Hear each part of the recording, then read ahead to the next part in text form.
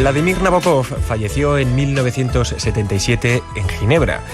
Antes de morir, el autor de Lolita dejó dicho que las fichas en las que estaba elaborando la novela que tenía entonces entre manos fueran destruidas.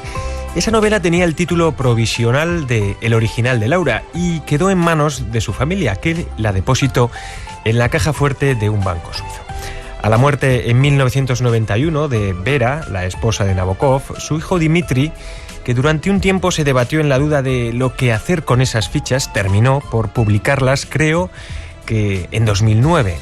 Eduardo Lago, buenas tardes. Hola, buenas tardes.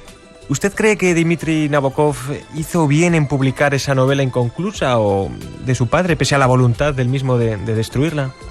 No hizo muy bien porque Vladimir Nabokov no tenía ninguna autoridad sobre el libro, él solamente se limitó a escribirlo.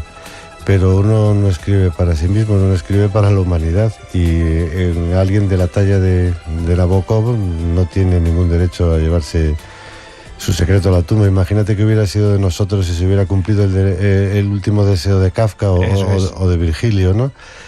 Dmitri no lo llegué a conocer, lamentablemente, pero era un personaje extraordinario, él mismo, de gran sensibilidad literaria, aunque hizo muchas otras cosas en la vida, desde corredor de coches hasta, bueno, playboy, cantante de ópera, profesional, pero fue el mejor editor que tuvo su padre. Entonces, él habló en los últimos años de su vida de esta obra, porque Nabokov la escribió en hospitales, bastante enfermo.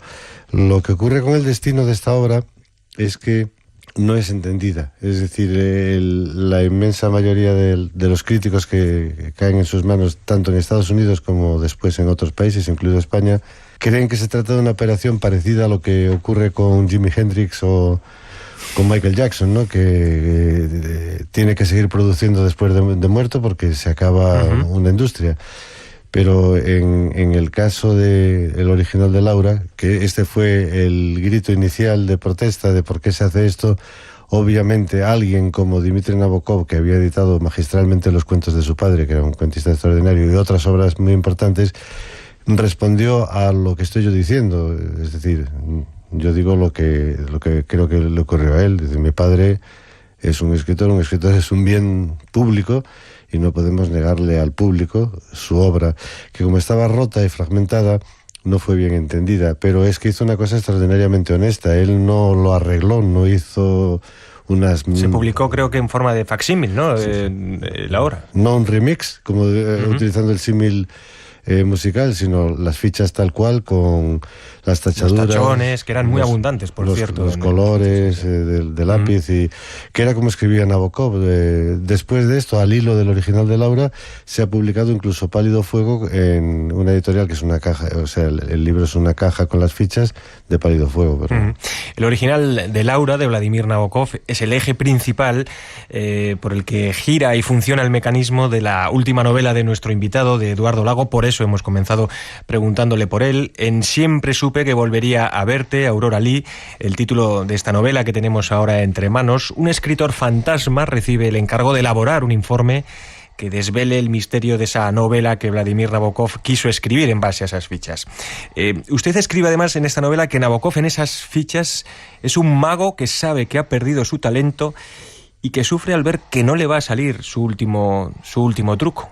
Bueno, eso son cosas de los personajes que nunca consultan con el autor y dicen lo que les parece. No, ciertamente lo que ocurre es que la novela se mueve en muchos niveles. Para mí el origen de esta novela es un encuentro con Enrique Vilamatas y Dominique González Foerster, porque Dominique, que es una artista plástica, había inaugurado una exposición en Nueva York sobre libros. Tenía libros en dioramas en el desierto, en el océano y en otros paisajes. Entonces Enrique no pudo ir y me pidieron a mí que escribiera un texto a propósito de la conferencia. Lo hice y finalmente tuvimos un encuentro, Enrique, Dominique González Foerster y yo, en París. Y entonces yo escribí un texto extraordinariamente fragmentario y a mi manera, que respondía a mi manera de ver las cosas. Entonces me dijo Dominique: ¿sabes que tu manera de escribir me ha recordado muchísimo al original de Laura? Y dije yo, pues que no he leído la novela, ni siquiera sabía que existía. Y me dijo, pues míralo cuando vuelvas a Nueva York. Y lo primero que hice fue comprarla. La compré y entonces me pasó lo que hago que le suceda a los personajes, ¿no? Que tuve realmente una conmoción con un escritor con quien yo tenía una relación muy problemática, porque a mí me molestaba bastante la estética de Nabokov, entre otras cosas porque él era muy ofensivo con mis grandes dioses. Él tiene un libro en el que se dedica a meterse con Cervantes, las famosas conferencias de la universidad. Que era Conrad tampoco era... Otro dios mío que le toca las narices. Pero sigue con Thomas Mann y Dostoyevsky. Sí, bueno. Entonces, además él no se arrepentía, sino que tenía opiniones, se publicaba así el libro. Entonces, claro, al meterme aquí y a investigar lo que había sucedido, claro, entré en la obra de un genio y sí que lo había leído, pero no con la profundidad que ahora, y me di cuenta de que era algo grandioso. No, Nabokov no es consciente de nada de esto. Nabokov simplemente está escribiendo una novela al final de su vida. La imaginación de los escritores muere. William Faulkner se le murió el talento a una edad determinada y entonces se pasó muchísimo tiempo escribiendo novelas malas, por decirlo de alguna manera, lo malo que puede ser lo que salga de la pluma de Faulkner. Y así ocurre con muchos escritores que no hace falta nombrar, que en un momento dado dejan de producir. Creo yo que Nabokov había dado de sí lo más grande, y entonces estaba escribiendo una novelita que hubiera sido una más de las que son bastante ingeniosas, de una calidad extraordinaria, pero hubiera sido una obra necesariamente menor e incluso probablemente fallida. Lo fascinante es que no la terminara, porque entonces es como si te permiten entrar en el laboratorio secreto de su imaginación y decir, esto es lo que estaba haciendo. Esta emoción que sentí yo al ver aquello, porque vi el laboratorio con los experimentos a medio hacer, es lo que encargo a los personajes, porque lo que no podía hacer yo es poner brazos a la Venus de Milo, es decir, no hay que terminar, es imposible, eso es una acción fatua y absurda, no se puede, pero sí tratar de ver qué es lo que había ahí. Transcurren 2 años que estoy yo trabajando en esta novela y veo a Martin Amis, a quien conocía, y entonces lo paré y le dije, mira, nos habíamos conocido antes, me identifiqué, y dice, sí, me acuerdo de ti, y le dije, mira, ¿puedo utilizar la crítica que hiciste tú del original de Laura? Y me dice, claro, sin ningún problema. Y me dice, ¿y dónde la quieres utilizar? Y le digo, en una novela. Y se fue. Y se da la vuelta y dice, ¿en una novela? Y digo, sí, en una novela. Y me dijo en inglés, a problem from hell. Y dice, un problema del infierno. 2 meses después nos encontramos en el Festival de Hay de Jalapa, donde él estaba como invitado. Hablamos mucho, entonces le digo, Martin, ¿podemos quedar, que te quiero contar una cosa? Y me dijo, sí, naturalmente. Y le conté que estaba escribiendo esta novela y le dije que había leído entonces 60 veces el original de Laura. Y me dice, ¿cuántas? Y digo, 60. Y se quedó así. Me dice, bueno, me parece que tu proyecto es fascinante, me interesa mucho y mucha suerte. Me dijo, ahora, una cosa te tengo que decir. El original de Laura no es una buena novela, es una mala novela. Unos días después me lo encuentro en el desayuno del hotel leyendo un libro. Y el libro se llamaba Stalking Nabokov, tras los pasos de Nabokov. Y le digo, ¿qué tal este libro? Y me dice, muy interesante, léelo sin falta, se publica en octubre.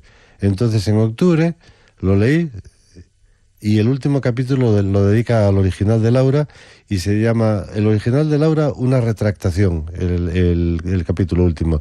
Es un repaso por lo más importante de la obra de Nabokov, y entonces dice, creo que me he equivocado en la valoración del original de Laura, a dónde iba esta novela. De repente el crítico y biógrafo vio lo que había visto el creador, y que me sentí en la obligación de poner esto en manos de unos personajes que ellos son los que lo resuelven con figuras que no existen de la misma manera en el ámbito literario en España, porque se trata de un ghostwriter, que aquí se llama un negro literario, lo cual ya semánticamente y léxicamente sería muy interesante analizar el término, y luego lo que es un editor, que son los grandes escritores profesionales que corrigen a los creadores, o sea, Mailer, etcétera, etcétera.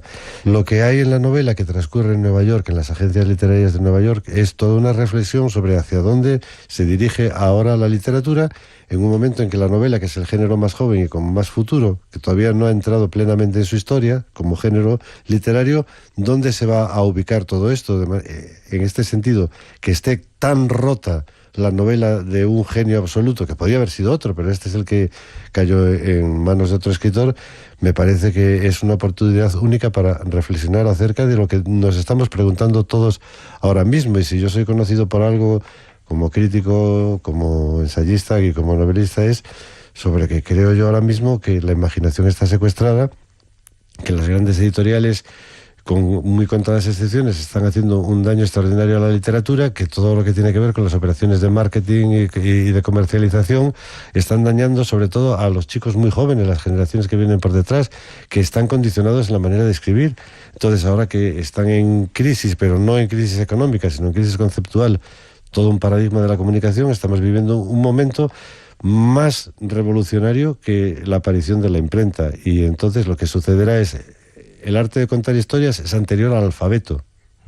Antes de que haya escritura, hay historias. Y es algo que lo necesita la gente, lo necesitamos todos. Estamos viendo ahora estas nuevas generaciones que ven un libro y parece que les has enseñado un talismán que has encontrado en una cueva del futuro, lo observan con mucha curiosidad el libro. ¿Qué van a hacer con esta pulsión fundamental que es la narrativa? Es una reflexión sobre todo esto. Ya nos lo ha puesto sobre la mesa nuestro invitado Eduardo Lago, el protagonista de esta historia, que es un escritor fantasma, un ghostwriter, como lo ha redefinido él, de nombre Stanley Marlowe, en principio parece claro homenaje al detective de Raymond Chandler, pero me ha resultado curioso que este personaje, dentro de esta novela, siempre supe que volvería a verte, Aurora Lee, tiene que reconstruir dos cosas. Tiene que reconstruir la novela de Nabokov, pero al mismo tiempo tiene que reconstruir la vida de un magnate. No sé si ese contraste, esas dos reconstrucciones, bueno, pues no sé, es algo que quería Eduardo Lago también jugar en ese sentido, ¿no? Con esos dos tipos de reconstrucciones, una reconstrucción literaria y una reconstrucción biográfica, por otro lado. La cultura literaria norteamericana es muy distinta de la europea, no ya de la española, y hace mucho tiempo que tienen unos desarrollos que aquí no se han dado todavía. Hay que decir que los modos del mundo editorial europeos copian, porque funcionan perfectamente bien, igual que ocurre con el cine, las maneras de funcionar de ese mundo editorial. Dentro de ese mundo editorial se da un tipo de escritor que no existe aquí, que es un escritor profesional, que no necesariamente tiene que ser alguien que va a escribir unas novelas imaginativas. Y hay varios géneros de escritores profesionales de este tipo. Uno que es sumamente interesante es el ghostwriter, que aquí se llama el negro literario. Como he dicho antes, lamentable elección de palabras. Y me ha costado naturalizarlo, hablando con mi editor, en este caso el director de la editorial, me decía, no está naturalizado del todo el término, pero bueno, yo creo que sí, porque ha habido películas, etcétera. Entonces no es el escritor fantasma. El escritor fantasma es alguien que tiene un talento extraordinario y un dominio absoluto de la palabra, al nivel que lo tiene también el escritor, pero no tiene imaginación. Y lo mismo ocurre con el editor, con acento en el editor. Hablaba antes de Mailer. Bueno, yo he tenido el privilegio de conocer a los mejores escritores norteamericanos, algunos han fallecido ya, y entrevistarlos para publicaciones españolas, ¿no? Recuerdo la conversación con Norman Mailer, recuerdo la conversación que tuve también con John Updike, y es bastante asombroso ver cómo estos grandísimos, Philip Roth también, estos grandísimos talentos, cuando terminan la novela, no se la dan al editor que publica, al publisher, se la dan al editor, al que edita, y el que edita se encierra y la lee. En el caso de John Updike, llevaba 40 años con una mujer que le señalaba cosas que el escritor no ve necesariamente. Entonces, me parece a mí, hay unas agencias literarias en las que yo me metí en internet, y yo me hice pasar por un cliente y consulté todo, te escriben lo que tú quieras, y consulté cuánto me costaría a mí que alguien terminara la novela de Nabokov. Le pareció lo mismo que si le pidiera, pues le hiciera un pedido de camisetas. Dice, ¿cuántas quiere? Y dije que cuál era mi idea, me dijeron que sí, y le dije que cuánto me costaría, y me dijeron, bueno, la consulta inicial son $500, usted se reúne con uno de nuestros escritores, esa consulta le cuesta eso independientemente de que se haga o no se haga. pero en principio no hay ningún problema. De ahí no pasé, a partir de ahí la imaginación, eso lo puse. Ya, el resto es ficción, ¿no? Sí, la imaginación se ocupa de hacer eso. Entonces, estas dos figuras son muy importantes. La del editor, en el sentido del corrector de textos, el caso más dramático y famoso es el de Raymond Carver, que le escribía cartas a Gordon Liss diciéndole, por favor, déjame que escriba los cuentos como yo quiero, que yo soy el escritor. Y Gordon Liss, implacable, le quitaba el 85%. Y se los mejoraba, que es lo bueno, porque luego se hizo una edición con el texto restaurado y era mucho más explícito, le había quitado todo el misterio. O sea, la genialidad consiste en que son tipos que saben intervenir en el texto sin modificar su esencia ni su intención, al revés, realzando las intenciones originales del escritor, porque saben muy bien cómo hacer estas cosas. Esto es un concepto editorial que aquí no existe plenamente. Bueno, siempre supe que volvería a verte, Aurora Lee, editada por Malpaso, en una de sus primeras publicaciones o ediciones, ¿no? Creo que con esta novela Malpaso arranca una trayectoria que esperemos que sea larga. Por cierto, curioso también el hecho de que el filo de las hojas sea azul, ¿eh? Es un formato peculiar, un formato que le da mucha... pues eso, le da una imagen especial a este libro, a esta novela de Eduardo Lago, que nuestro invitado ha estado presentándonos aquí en El Ojo Crítico de Radio Nacional de España. Muchísimas gracias, Eduardo Lago, por habernos acompañado. Ha sido un placer. Hasta la próxima. Gracias a vosotros. Adiós.